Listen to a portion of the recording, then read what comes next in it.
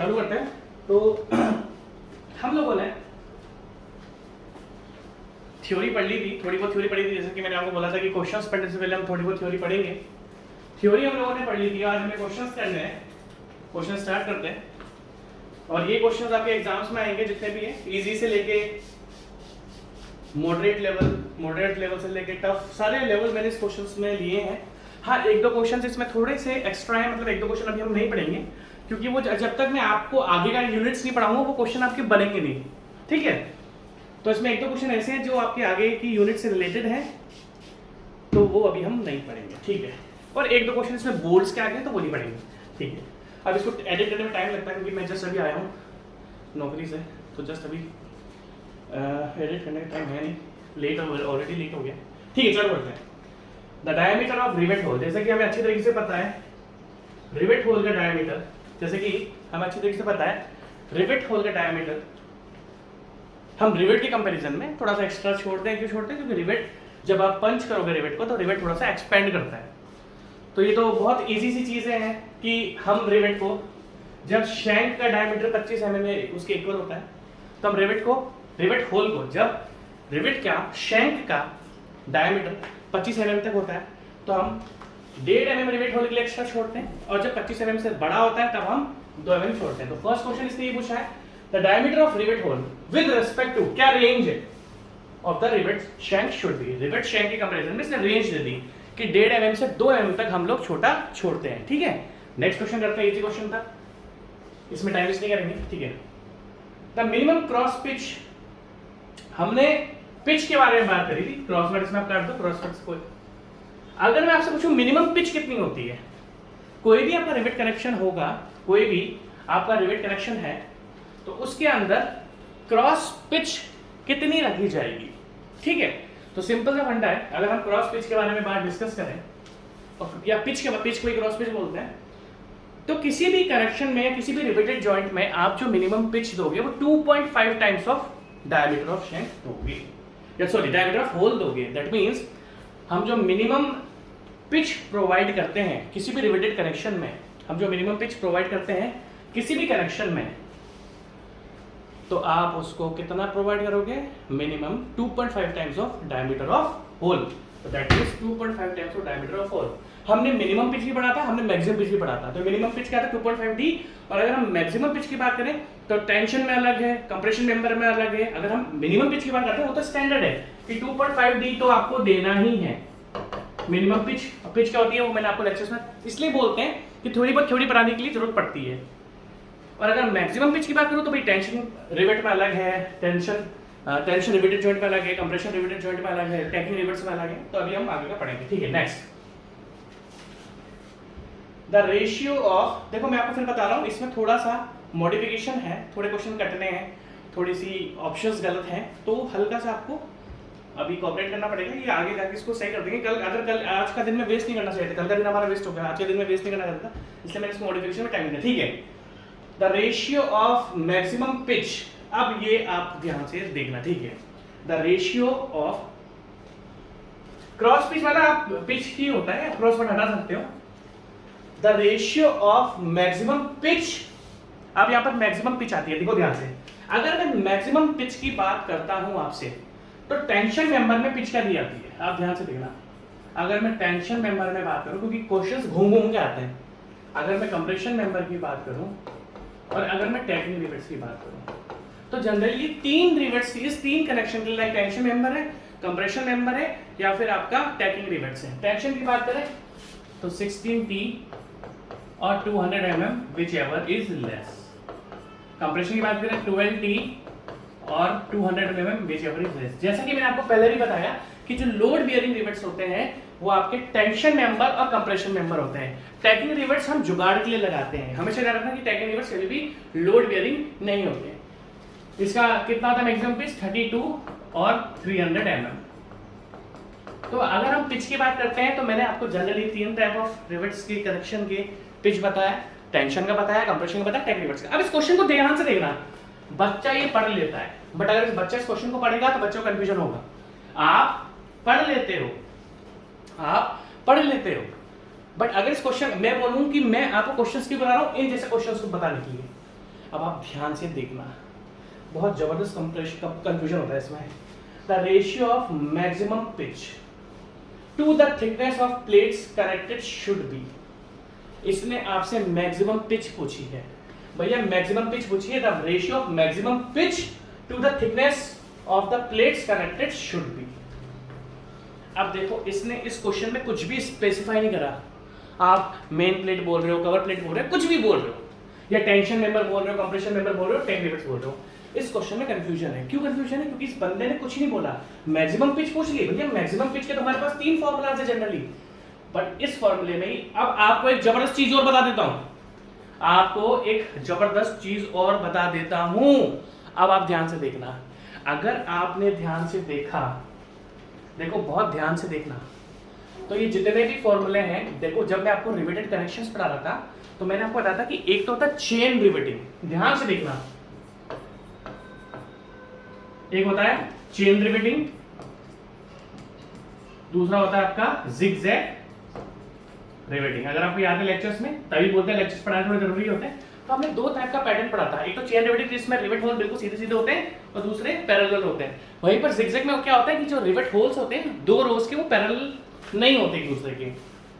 ये जो फॉर्मूले होते हैं ना, आप देखो ध्यान से, ये जो फॉर्मूले होते हैं वो जनरली होते हैं चेन रिवेट्स के।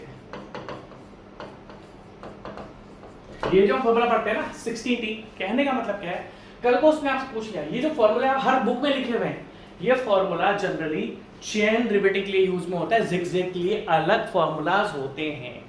याद है इस टॉपिक को जब मैं आपको पढ़ा रहा था तो मैंने आपको चीज बोली थी, आप आज भी लेक्चर देख सकते हो, मैंने आपसे बोला था कि इस टॉपिक में बहुत कंफ्यूजन होता है। कहने का मतलब है वो क्वेश्चन जब आपसे इसके बारे में पूछेगा, बोलेगा कि मैक्सिमम पिच, तो भैया ये जो फॉर्मूलाज है ना, वो चेन रिवेटिंग जो पैटर्न होता है स्ट्रेट लाइन में या पैरेलल है, या फिर दोनों रिवेट्स की जो रोज हैं वो पैरेलल नहीं है, उसको जिगजैग बोल दिया। ये फॉर्मूला जनरली चेन रिवेटिंग के लिए यूज होता है, जिगजैग के लिए अलग फॉर्मूलाज होते हैं, आपको ध्यान देनी पड़ेंगी चीजें, ठीक है। अब अगर मैं आपसे आगे की बात डिस्कस करूं, ध्यान से देखना, तो इसने आपसे मैक्सिमम क्रॉस पिच पूछी है, कुछ भी मेंशन नहीं करा है। और अगर आप मैक्सिमम की बात करो तो इसने क्या पूछा है, pitch to the thickness. Pitch और थिकनेस, अगर हम बात करें पिच की, तो जो भी वैल्यू थी उसको टी से डिवाइड करना है।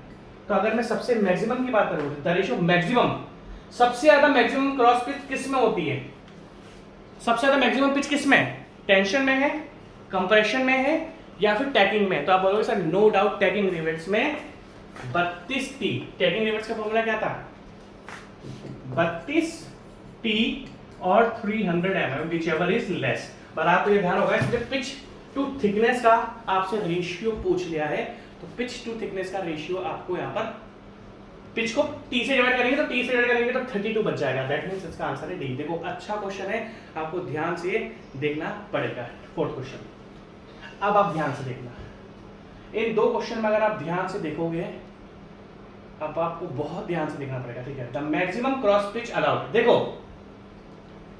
यहां पर भी इसने मैक्सिमम क्रॉस पिच पूछा था, और अगले क्वेश्चन में भी ये आपसे मैक्सिमम क्रॉस पिच ही पूछ रहा है। जबरदस्त क्वेश्चन है ये, और बहुत ही ज्यादा कंफ्यूजन वाला क्वेश्चन है ये। कैसे, आप ध्यान से देखना। अभी हमने ये देख लिया the ratio of maximum cross pitch, क्योंकि हमें 3 टाइप की पिच पता है। कौन कौन सी पिच पता है हमें, टेंशन मेंबर की पिच पता है, कंप्रेशन मेंबर की पिच पता है, और टैगिंग रिवेट्स की पिच पता है। तो उसके अकॉर्डिंग जो मैक्सिमम होता है वो क्या होता है, 32T।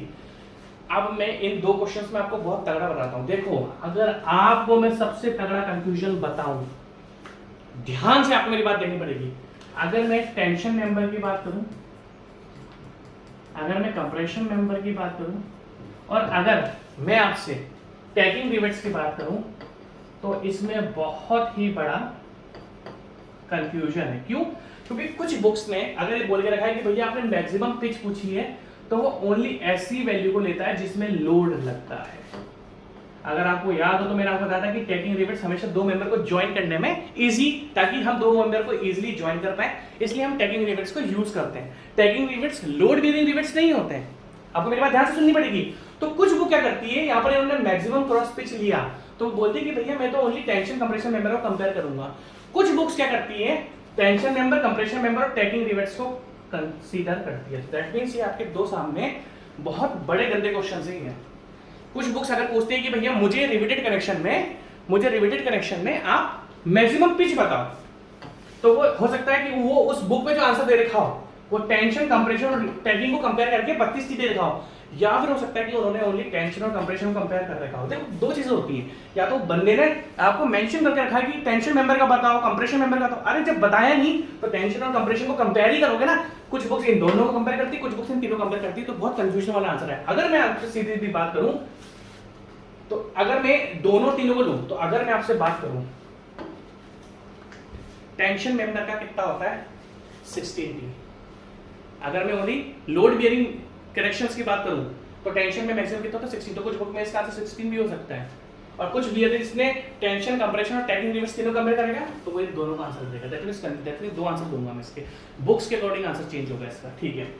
और आपके एग्जाम, तो दैट मींस ये बहुत कंफ्यूजन वाले क्वेश्चन है, मैं इसका आपको नहीं बता सकता कि कौन सा आंसर आपको दोनों में से टिक करके आना पड़ता है, क्योंकि हो सकता है कि उसने दोनों में या तीनों में कंपेयर करा। जैसे अभी द मैक्सिमम क्रॉस पिच, अभी तो हमने थिकनेस के अकॉर्डिंग, थिकनेस ऑफ प्लेट के अकॉर्डिंग करा था द मैक्सिमम क्रॉस पिच। देखो वापस इसने मैक्सिमम क्रॉस पिच पूछी, मतलब पिच पूछी है, तो इसके दो आंसर हो सकते हैं। क्या? एक तो 200 हो सकता है, क्योंकि अगर हम बात करें तो 16T और 200, 12T और 200 और 32T और 300। तो अगर आप देखोगे ध्यान से तो देखो 200 मैक्सिमम है और साथ में 300 टैगिंग है। तो अगर इसने ओनली लोड बियरिंग कनेक्शंस को कंसीडर करा होगा तो आंसर बनेगा 200, और अगर इसने load bearing plus tagging reverse को कंसीडर करा होगा तो आंसर बनेगा 300। ये बहुत गंदे हैं, क्योंकि मैं आपको आंसर एग्जैक्ट नहीं बता सकता हूं इसका, मतलब मैं क्या बोलूं, एक आंसर आपको नहीं बता सकता ना, क्योंकि इसके दोनों आंसर्स हैं, तो आपको थोड़ा सा ध्यान रखना है, ठीक है। नेक्स्ट, अब अगर मैं अगले क्वेश्चन पे आता हूं तो बंदे ने साफ साफ लिखा हुआ है the maximum longitudinal pitch allowed. यहां पर इसने आपसे साफ साफ बोल दिया है कि भैया मैक्सिमम पिच बताओ, किसमें? टेंशन मेंबर में। तो अब हमें डरने की जरूरत नहीं है। जब इसने आपसे पूछ लिया कि आपको टेंशन मेंबर का बताना है, अब आपको डरने की जरूरत नहीं है, क्योंकि नो डाउट इसका आंसर वही आएगा जो टेंशन मेंबर में होता है, 16T और 200 mm which ever is less. अब आप मुझे एक बात बताओ, मैंने आपको थ्योरी पढ़ाई, तो आपको नहीं लगता कि आपको थ्योरी से फायदा हो रहा है? भैया ध्यान रखना, थ्योरी से हमेशा फायदा हो रहा है। दैट मींस जो लेक्चर मैं आपको पढ़ा रहा हूँ, आप आगे जाके भी अगर स्टील 8 महीने बाद भी उठाओगे या 8 साल बाद भी उठाओगे, मैंने आपसे क्या बोला, हम ऑब्जेक्टिव क्वेश्चंस कर रहे हैं, बट हल्की सी थ्योरी पढ़ा रहा हूँ। अगर आज आप 8 साल, मान लो आपने जॉब पकड़ ली प्राइवेट, आपको 8 साल बाद फील होता है कि नहीं अब तो सरकारी नौकरियां बहुत निकल रही है और मेरी एज भी है, तो आप 8 साल बाद भी अगर मेरा स्टील पढ़ोगे ना तो डायरेक्ट हल्की सी थ्योरी पढ़ के सारे क्वेश्चंस बना लोगे, ठीक है। नेक्स्ट, टेंशन मेंबर का पूछा था इजी है, उसी तरीके से the maximum longitudinal pitch allowed in compression member, जहां पर इसने स्पेशली मेंशन कर दिया है, आपको मेंशन कर दिया है, वहां पर आपको कोई भी टेंशन लेने की जरूरत नहीं है, ठीक है। तो मैक्सिमम लॉन्गिट्यूडनल पिच की अगर हम बात करें तो maximum longitudinal pitch in case of compression member के केस में क्या होती है 12T और 200 mm का आंसर ये रहा, 12T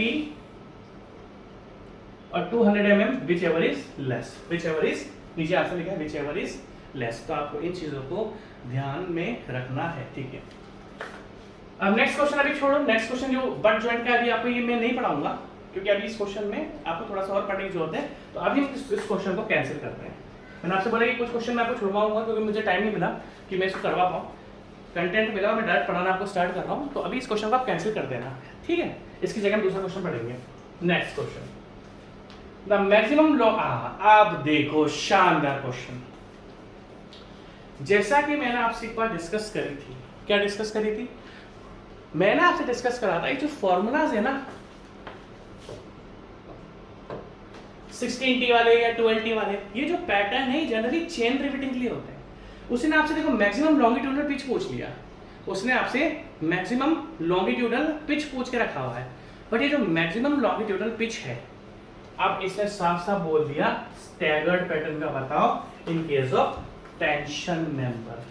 आप बोलोगे सर टेंशन मेंबर में तो 16T और 200 mm which ever is less जो होता है सर वो पिच होती है, sir which ever is less जो होता है वो पिच होती है, यही बोलोगे ना। बट मैंने आपको बताया था कि ये जो फॉर्मूलेस मैंने आपको बताया, ये बताया मैंने आपको चेन पैटर्न के। दैट मीन्स अगर आप टेंशन मेंबर की बात कर रहे हो, अब देखो ये क्वेश्चन किसी किताब में लिखा हुआ नहीं मिलता, और एग्जाम में आ जाता है। आप कितनी भी थ्योरी पढ़ लो, अगर ये क्वेश्चन मैं आपको नहीं कराऊंगा तो आप 100% गलत करके आओगे। क्यों? क्योंकि दुनिया भर की किताबों में ये ही क्वेश्चन दे के रखा हुआ होता है और ये फॉर्मूला जनरली यूज होता है फॉर चेन रिवेटिंग। अगर स्टैगर्ड की बात हम करते हैं तो स्टैगर्ड है, स्टैगर्ड का मतलब क्या होता है, जैसे ये आपका कलेक्शन है कोई भी,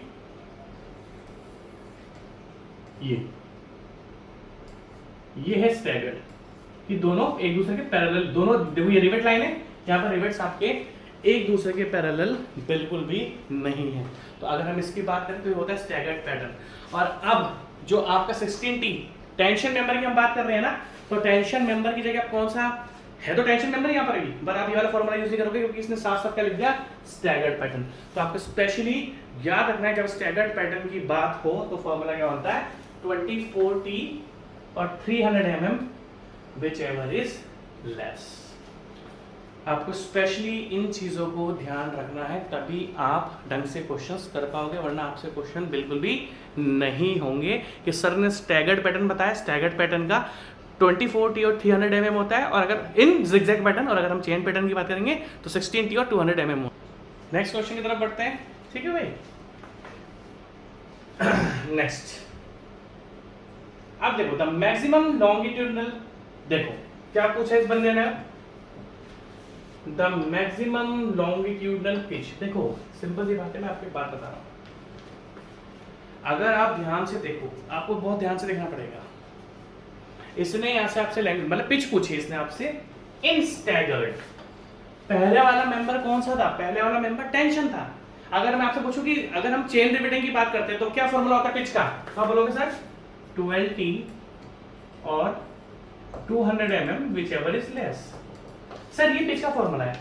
अभी देखो एक चीज आप ध्यान से देखना, पहले के क्वेश्चन में 3 और 4 क्वेश्चन में अगर हम बात करें तो मैंने यहाँ पर एक क्रॉस पिच लिखा हुआ था। अभी क्रॉस पिच मैंने काट दिया है क्योंकि अभी क्रॉस पिच आपको डूबना नहीं है, क्योंकि जब मैं आपको बोल्ट्स पढ़ाऊंगा, अभी हमने एक सिंपल सा पिच का फॉर्मूला देखा कि 2 रिवर्स लाइन जो होती है सर, हमने अभी पिच का फॉर्मूला क्या पढ़ा है कि सर 2 रिवर्स लाइन होती है, इनके बीच की कोई भी रिवेट होल है तो सर इनके सेंटर से सेंटर की डिस्टेंस को हम पिच बोलते हैं, और ये जो पिच है इसको जनरली बोला जाता है लॉन्गिट्यूडनल पिच। आपने देखा होगा कि शुरुआती क्वेश्चन में जो शुरू के क्वेश्चन आए उसमें क्रॉस पिच लिखा हुआ था, वो क्रॉस वर्ड मैंने काट दिया कि आप अभी इस क्वेश्चन को कॉम्प्लीमेंटेड कर लो, बस पिच की तरह कंपेयर करो। आप ध्यान से देखना, जब मैं आपको बोर्ड्स पढ़ाऊंगा, इसके बाद मुझे आपको बोर्ड्स पढ़ाने, जब मैं आपको बोर्ड्स पढ़ाऊंगा तो मैं आपको दैट मीन्स अगर इस क्वेश्चन की बात हम करें तो यहाँ पर मैं आपको लॉन्गिट्यूडनल पिच नहीं काट रहा। क्यों नहीं काट रहा? क्योंकि यहाँ पर मैं आपसे जो पिच हमने पढ़ी है उसी को लॉन्गिट्यूडनल पिच ही बोलते हैं, वो मैं आपको पढ़ा चुका हूँ, इसलिए मैं यहाँ पर काट नहीं रहा। बट इसके पहले क्वेश्चन में क्रॉस पिच था, अभी क्रॉस पिच मैंने आपको ढंग से पढ़ाया नहीं है। क्रॉस पिच मैं आपको पढ़ाऊंगा बोर्ड्स के केस में, फिर बोर्ड्स के केस में आपको दोनों याद रखना पड़ेगा कि क्रॉस पिच क्या होता है, लॉन्गिट्यूडनल पिच क्या होती है, ज्यादा डूबने की जरूरत नहीं है अभी, ठीक है। मैक्सिमम लॉन्गिट्यूडनल पिच इन स्टैगर्ड। अब देखो वापस से क्या पूछ लिया, स्टैगर्ड। अगर आप कंप्रेशन मेंबर की बात करोगे तो 12T होता है, बट वो चेन पैटर्न की होता है, यहाँ पर क्या लिखा है, स्टैगर्ड। तो इसका फॉर्मूला आपको ध्यान रखना है 18T और 200 mm whichever is less। 18T और 300 mm whichever is less। ठीक है भाई, तो आपको ध्यान रखना है कि क्या मैंने आपको, हमने जो फॉर्मूलास पढ़े हैं वो वाली चेन पैटर्न के लिए हैं और ये फॉर्मूला यहाँ पर स्टैगर्ड के लिए चेंज हो चुके हैं। तो आपको एक एक क्वेश्चन को बहुत ही बारीकी से देखना पड़ेगा, ठीक है। नेक्स्ट क्वेश्चन, ठीक है। अब अगर मैं आपसे डिस्कस करूं तो मैंने आपको कुछ मिनिमम एज डिस्टेंस बताई। हमने एज डिस्टेंस पढ़ा था, एज डिस्टेंस में हमने पढ़ा था कि मिनिमम एज डिस्टेंस कितनी होती है,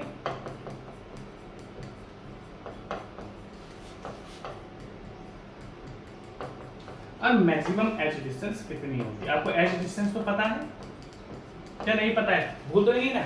आपको मिनिमम एज डिस्टेंस और मैक्सिमम एज डिस्टेंस के बारे में मैंने आपको बताया था। क्या बताया था मैंने आपको मिनिमम और मैक्सिमम एज डिस्टेंस के बारे में, कि सर मिनिमम एज डिस्टेंस तो दी जाती है 1.5D और 1.7D। सर जो मिनिमम एज डिस्टेंस है वो क्या फॉर्मूला बनता है आपका, 1.5D और 1.7D। और अगर मैं आपसे मैक्सिमम एज डिस्टेंस की बात करूं तो हमने क्या डिस्कस किया था, 4t प्लस 40 mm। 4 याद करो, मैंने आपको एच डिस्टेंस दोनों बताई है। मिनिमम एच डिस्टेंस क्या रखते हैं हैंड ड्रिवन और पावर ड्रिवन में, और मैक्सिमम एच डिस्टेंस। ये आपको ध्यान होना चाहिए कि दोनों के दोनों टॉपिक मैं आपको पढ़ा चुका हूँ। अब देखो, इसने आपसे यहाँ पर मिनिमम एच डिस्टेंस पूछा है जो कि power driven.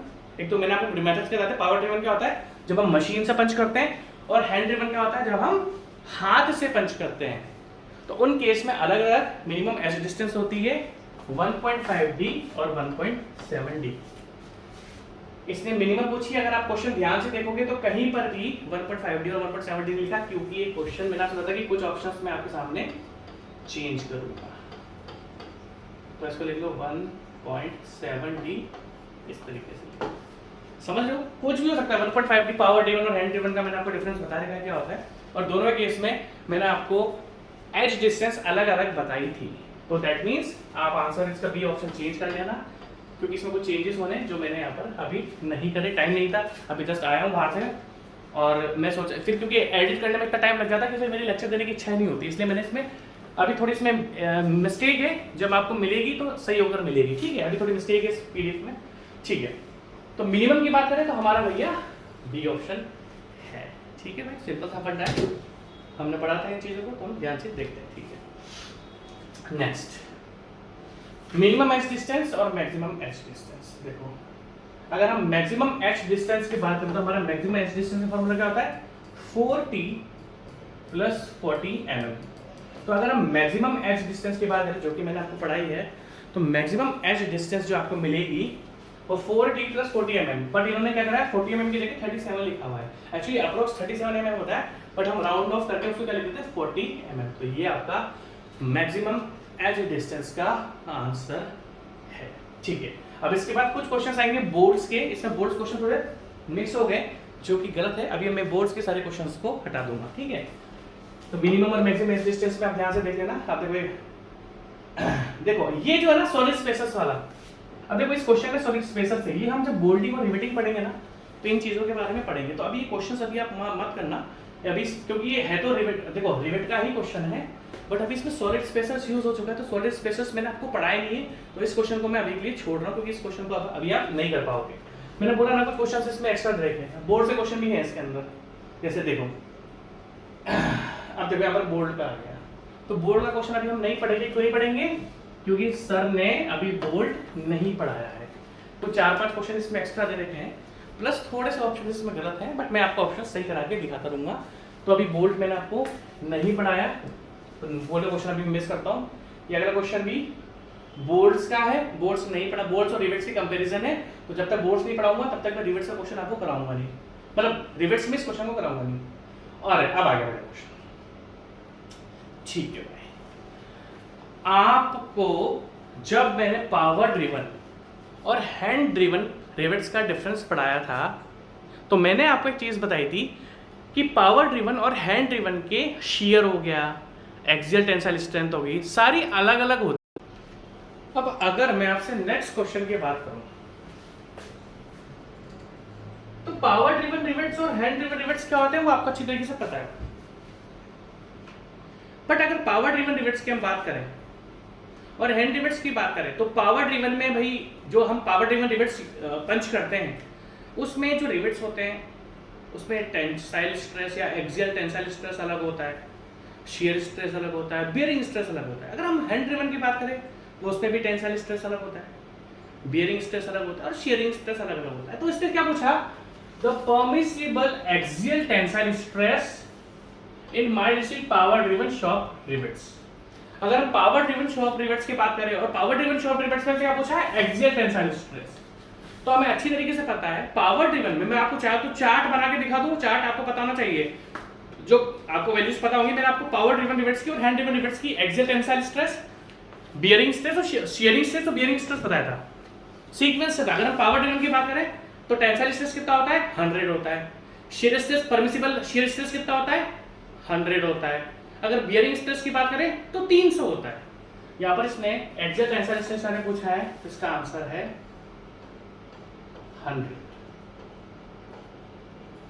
Power driven shock rivets में इसमें आपसे परमिसिबल एक्सियल टेंसाइल स्ट्रेस के बारे में बात करी है, परमिसिबल एक्सियल टेंसाइल स्ट्रेस के बारे में बात करी है, तो यहाँ पर आपका आंसर क्या बन जाएगा? डी। थोड़े ऑप्शंस गलत है इसलिए माफी चाहूंगा, पर क्या करें, मजबूरी है, क्वेश्चन तो कराने, ठीक है।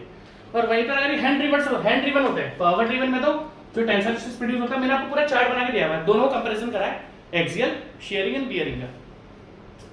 तो उसमें क्या वैल्यू लिखी थी? 100 थी एक्सियल टेंसाइल स्ट्रेस, 100 थी शियरिंग स्ट्रेस, और अगर हम बियरिंग स्ट्रेस की बात करें तो 300 न्यूटन पर mm स्क्वायर होता था, ठीक है।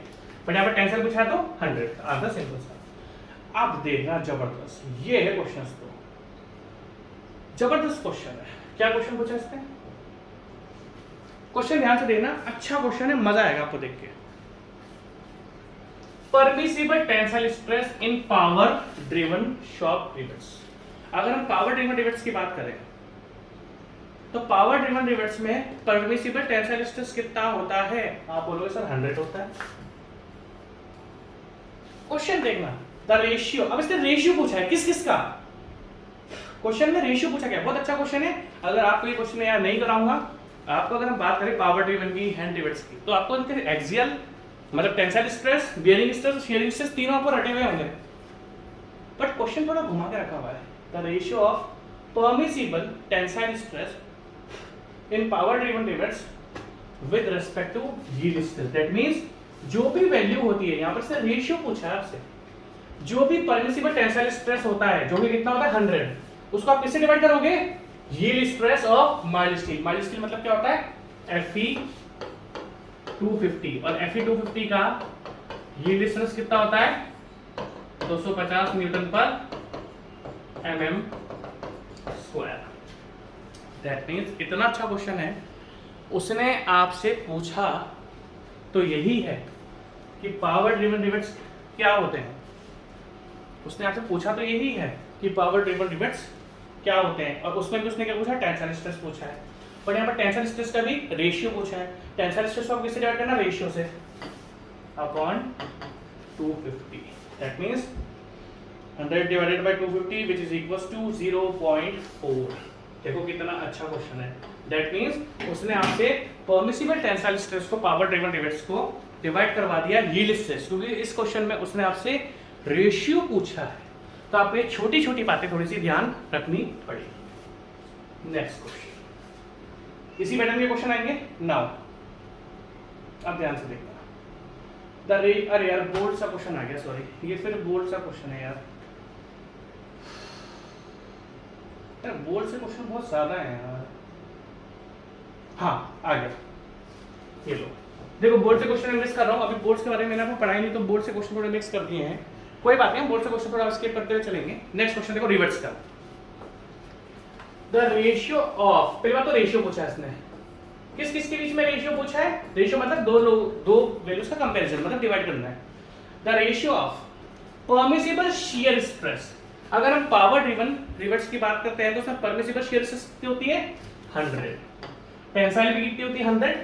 शियर भी कितनी होती है? 100। और अगर हम बियरिंग की वैल्यू बात करेंगे तो बियरिंग वैल्यू कितनी होती है आपकी? 300 टू द यील्ड स्ट्रेस। तो वापस से वही आएगा, 100 डिवाइडेड बाय यील्ड स्ट्रेस कितना होता है माइल्ड स्टील का? 250, which is equals to 0.4।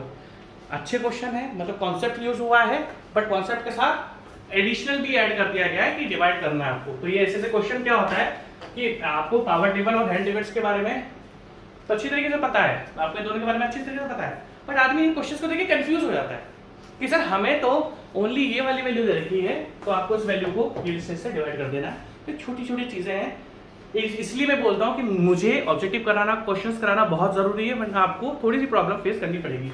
Next question, बहुत अच्छे क्वेश्चन है। द रेशियो परमिशन, अच्छा शियर स्ट्रेस के लिए तो सेम हुई है, रिपीट हो गया क्वेश्चन, ठीक है। अच्छा अब देखना क्वेश्चन देखो अपना। अगर मैं क्वेश्चन नंबर 21 की आपसे बात करूं डिस्कस, अगर मैं क्वेश्चन नंबर 21 की बात करूं तो क्वेश्चन नंबर आप 21 में देख सकते हो, यहां पर इसने परमिसिबल शियर स्ट्रेस पूछा किसका? हैंड ड्रिवन का। अगर हम परमिसिबल हैंड ड्रिवन की बात करते हैं, किसकी? शियर स्ट्रेस की। देखो ध्यान रखना, अगर हम पावर ड्रिवन की बात करते हैं तो उसका शियर स्ट्रेस 100 न्यूटन पर मीटर स्क्वायर होता है, बट अगर हम हैंड ड्रिवन की बात करते हैं तो उसका परमिसिबल शियर स्ट्रेस जो मैंने आपको चार्ट बनवाया है उसे मैंने उसको क्या लिखा है 80। यहाँ पर आपको 100 की जगह 80 लिखना पड़ेगा क्योंकि हैंड ड्रिवन लिखा हुआ है। देखो ध्यान से, हैंड ड्रिवन रिवर्स, आप ध्यान से देख सकते हो इस क्वेश्चन में उसने आपके सामने हैंड ड्रिवन लिखा है, और हैंड ड्रिवन के केस में जो आपका शियर स्ट्रेस होता है वो 80 होता है डिवाइडेड बाय 250। आंसर नीचे आएगा, हम पहले डिवाइड कर लेते हैं ना, 80 divided by 250 is equal to 0.32। तो इसका आंसर देख लेते हैं। तो 0.32 इसका आंसर कहीं ना कहीं दे रखा होगा, अगर इन्होंने से लिखा होगा या 0.32। थोड़ी थोड़ी मिस्टेक है ऑप्शंस में, बट ठीक है, थोड़ी थोड़ी मिस्टेक है बट ठीक है।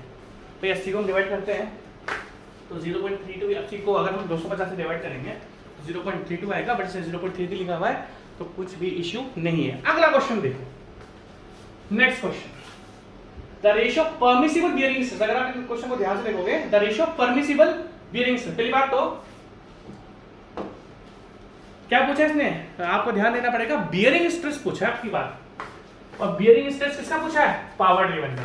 अगर मैं पावर ड्रिवन रिवेट्स के बारे में आपसे बहुत अच्छे क्वेश्चंस हैं, अगर मैं आपसे पावर ड्रिवन रिवेट्स की बात करूं तो पावर ड्रिवन रिवेट्स में अगर मैं बियरिंग स्ट्रेस की बात करूं तो कितना होता है 300 ratio divided by yield stress of mild steel. ऐसे क्वेश्चन बहुत इजी होते हैं बट आपको वैल्यूज याद होनी चाहिए, प्लस ये ध्यान होना चाहिए कि यहाँ पर हमें यील्ड स्ट्रेस से डिवाइड करना है।